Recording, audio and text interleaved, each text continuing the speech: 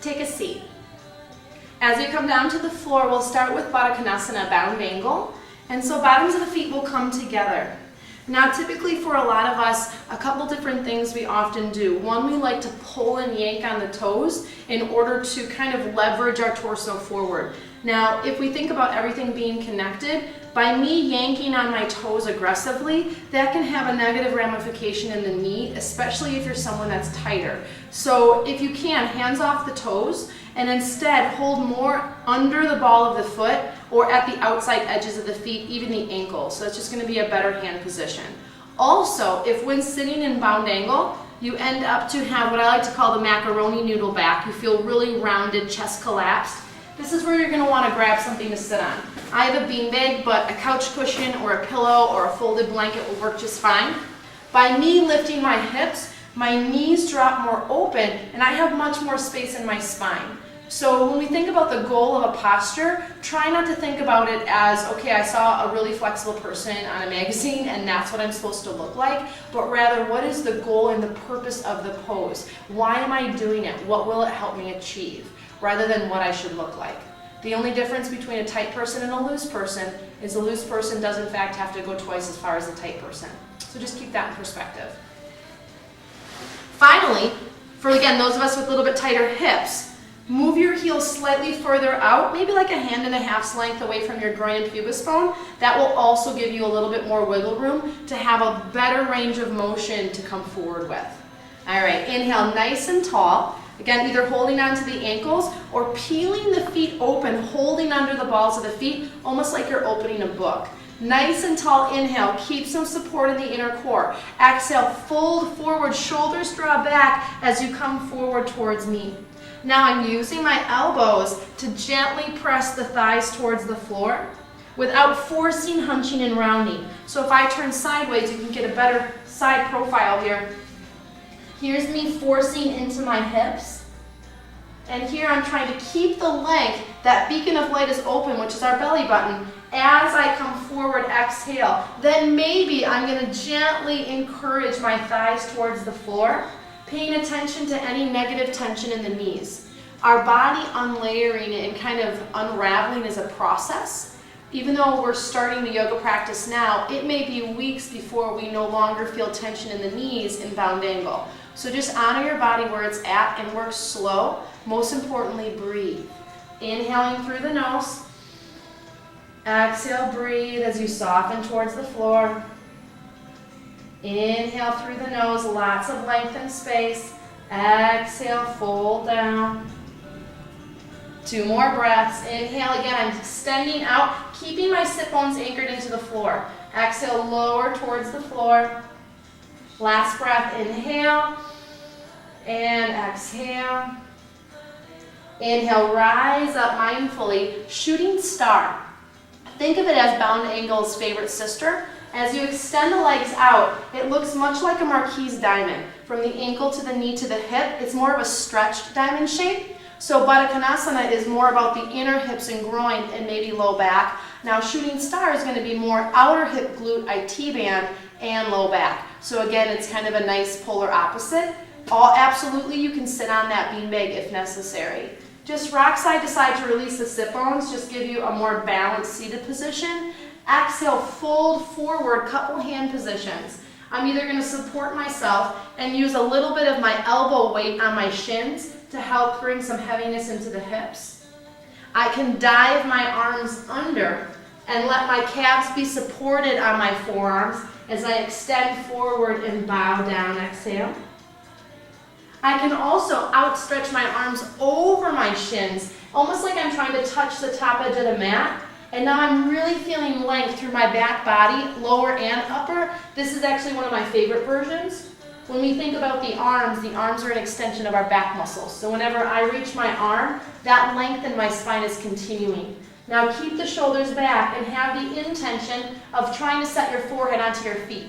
It's okay, even if you're back here, that's the intention. So try not to let the intention frustrate you, but rather befriend you and encourage you. Let's take 5 more breaths. Inhale through the nose. Exhale through the nose. Inhale through the nose. Exhale through the nose. Relax your head completely, 3 more breaths.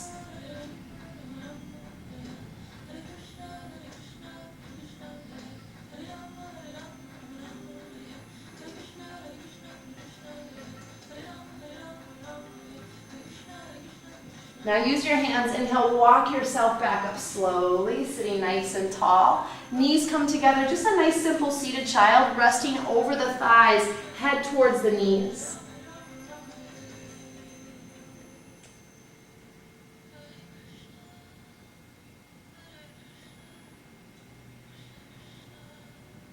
Inhale, lift the head, sitting nice and tall, seated forward bend. We're going to utilize a couple props here to hopefully help my friends that are a little bit more inflexible or more restricted really get the most out of forward bend. So you'll possibly need 2 blocks, a strap, and a cushion. Now if you don't have blocks, roll up some thicker towels, like shower towels, so that you have supports for the knees, or maybe couch pillows, smaller, more rectangular ones would work as well. If you don't own a yoga strap, a belt, or even a necktie would work just fine as well. And then same thing, a cushion to sit on, or otherwise a couch pillow or a folded blanket. Sitting down on the floor, if I just kind of show you what typically happens, is we want to sit flat on the floor because that's what we feel like we should be doing. But the hamstrings are so restricted and we're sitting on the restricted area. So that's just going to make it even more challenging. And so we try to come forward, and instead of allowing that lower back and hip area to have movement, it's stuck. So we move at the next most mobile part of our body, which for most of us is just below the rib cage. So we end up folding in the mid-thoracic spine and then wrenching our body forward. Even though we feel a good pull, we're really in the end maybe doing a little bit more harm than good. So I want you to think about moving from the hip, but keeping the sit bones pinned where they are so that all of that lumbar sacral fascia gets a nice stretch and the hamstrings still get the release that they need to. By bending the knees, you can do wonders for your body. So again, blocks are great. By setting blocks under the knees, we give the knees a little bit of a bend, and with using the supports, there's no strain in trying to keep the legs upright. So there's a little bit more of a relaxed atmosphere. If necessary, sit on a cushion, but sit more to the edge of the cushion. I'm going to move my blocks in a little bit. So then that way, again, I have the hips lifted. By lifting the hips, it will allow us to hinge more fully and more readily. Finally, a strap. Keeping the feet flexed, toes towards the sky, lasso your feet, preferably around the ball of the foot. Now as I lengthen upright, inhale, my intention is to move from the hip, but keeping my sit bones rooted. My front belly supports the openness of my back body as I hold onto the strap. Now I have longer arms, so I'm going to try to pretend that my arms are a little shorter. And so when you inhale, holding onto your strap without flaring out the rib cage, firm belly, exhale. Now you should be able to move towards the thighs with a little bit more ease. Now don't confuse ease with, oh, it's too easy. Okay, we just don't want strain. Comfortable yet challenging. Find that range, find that zone for yourself. Maybe you don't need the strap, but you still need the blocks. Same thing. I'm going to take hold of my feet, preferably the outer edge, so it's like my feet are up against the baseboard. Inhale, lengthening through the crown of the head. Exhale, folding and using a little arm strength. Maybe I don't need the cushion. Same thing. Maybe I don't need the blocks. So if you're free on the floor, which is awesome and great, making sure sit bones are still grounded, and as you move forward, keeping the feet flexed and alive, grab hold of the feet as you come forward. For my friends that have longer arms or are more flexible, slide a block in front of the hand or in front of the feet and just use it as a nice extender, and then exhale, fold forward. So inhaling through the nose. You've been here for a couple rounds of breath. I'm going to sit on the cushion just for a nice happy medium. Exhale through the nose. Inhale, think length. If you need to, a little bend in the knees. Exhale, belly is supported, fall forward, keeping the stretching across your thigh muscles. Inhale, inflate your back body, exhale. Forward bends are an opportunity to turn inward. So let's take the next few rounds of breath to really begin to let go of any distractions and offer ourselves an opportunity to grow inward. Inhale. Exhale. What can I offer myself gratitude for today? This is why yoga is mind-body. We connect the two together. Inhale.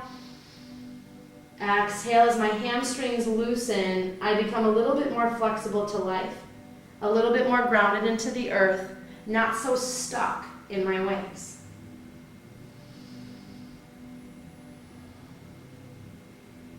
Now soften the jaw. Let's take a few more breaths. Inhale, get a little bit more length. And exhale, breathe.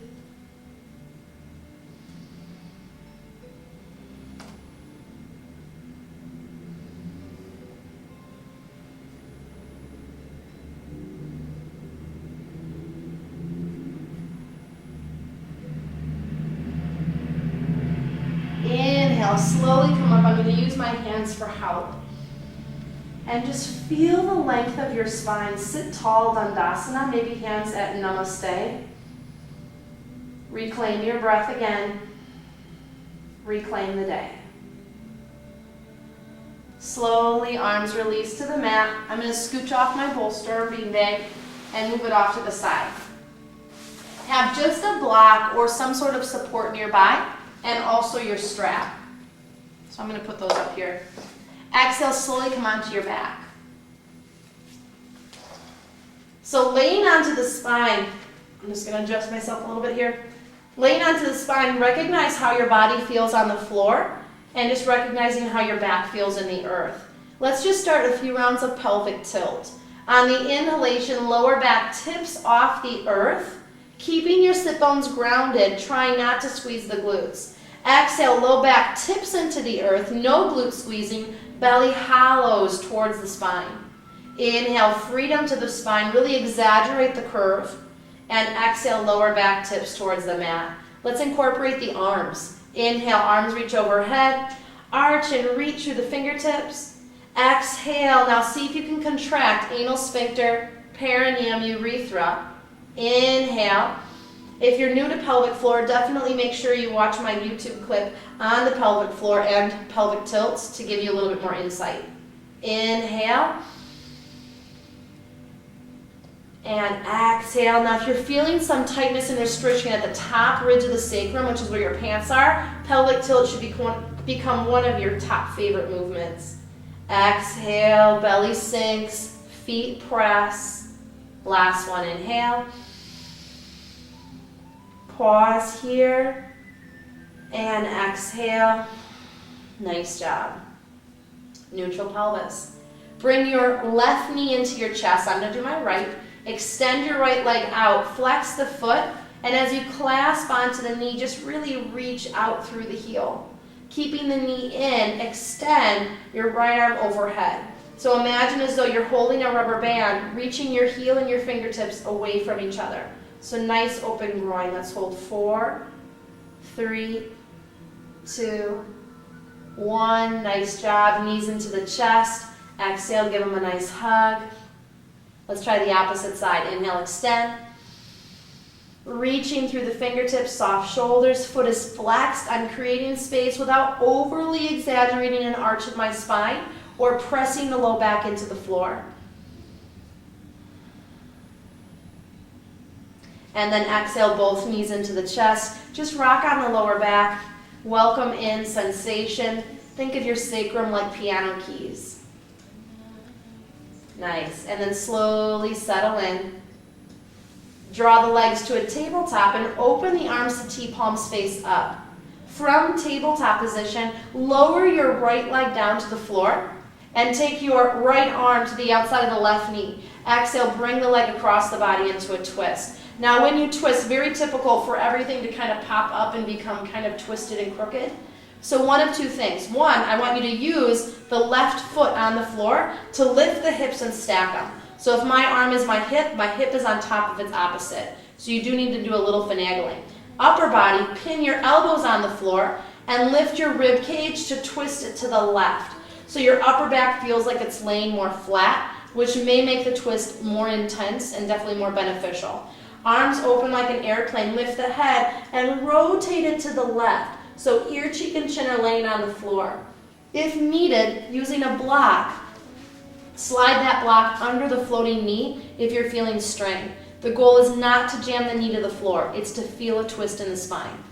Let's inhale through the nose and exhale, breathe. Inhale, inflate your spine and exhale. Inhale and exhale. 2 more breaths and exhale. Last breath and exhale. Back to center, knee hugs into the chest, and then lower that foot to the floor. You might need to adjust, you'll feel a little crooked. If you're using the block, you might need it on the opposite side. So hug now, right knee into the chest. We're not looking to go from 0 to 60. We're just giving a nice hug to spread the lower sacral bones.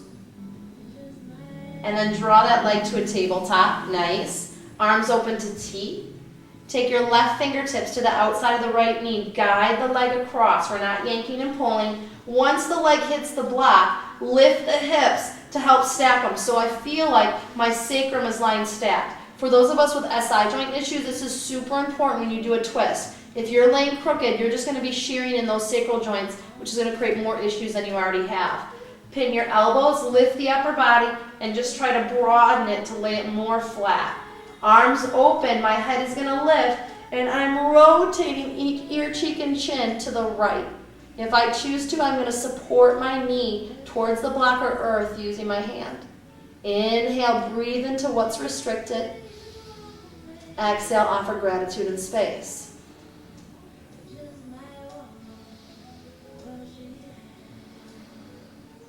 Notice if there's any grabbing in the inner groin of the bent leg. Try to let that go. If you're not on a block, I would highly suggest it.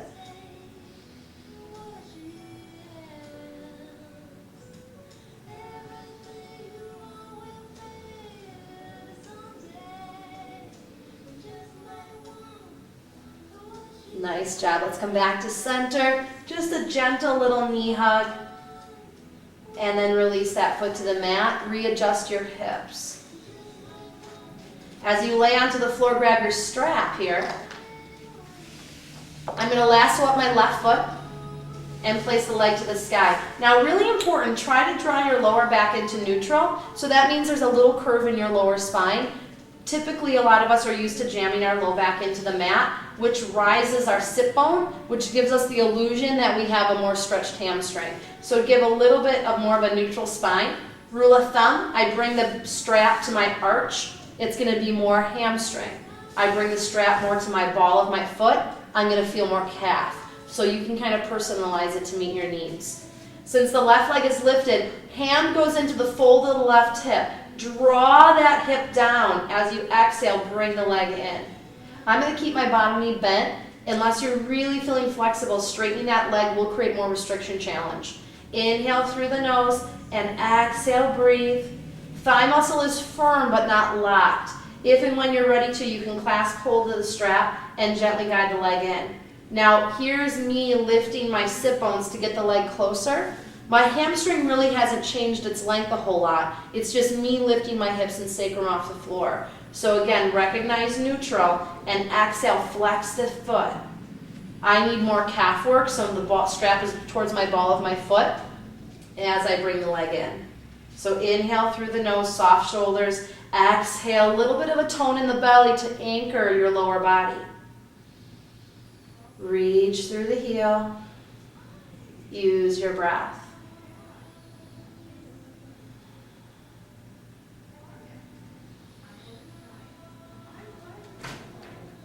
Now inhale, bring the leg back upright, switch feet.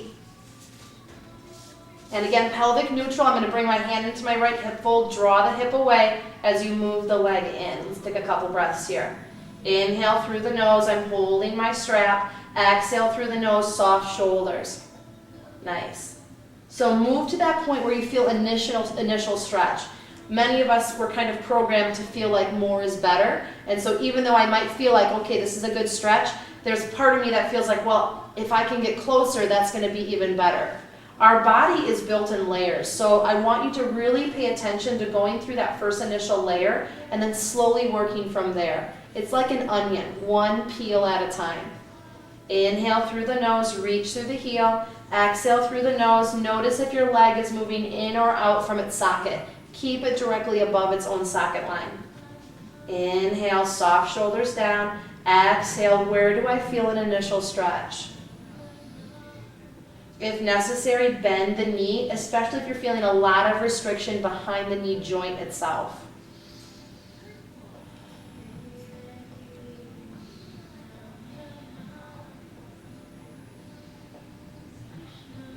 Inhale, bring the leg back to center and drop the strap. Nice little stretch, arms reach overhead, arch the spine, reach through the fingertips. And then exhale, drop your arms to your sides. Extend the legs out to one corner, each foot, palms face up. Nothing is touching the body as far as props or legs to each other, arms to torso. Close the eyes and take the next few minutes here to rest in Shavasana. Inhale deeply and exhale completely.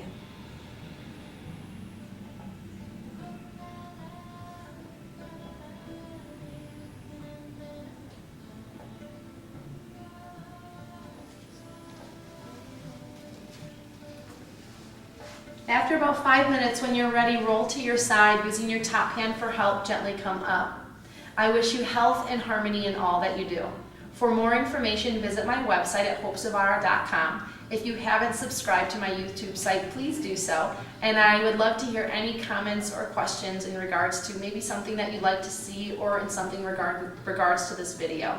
Thank you so much and have a great day. From my heart to yours, from my soul to yours. It's not just what you do on the mat, but how you take it off. Namaste.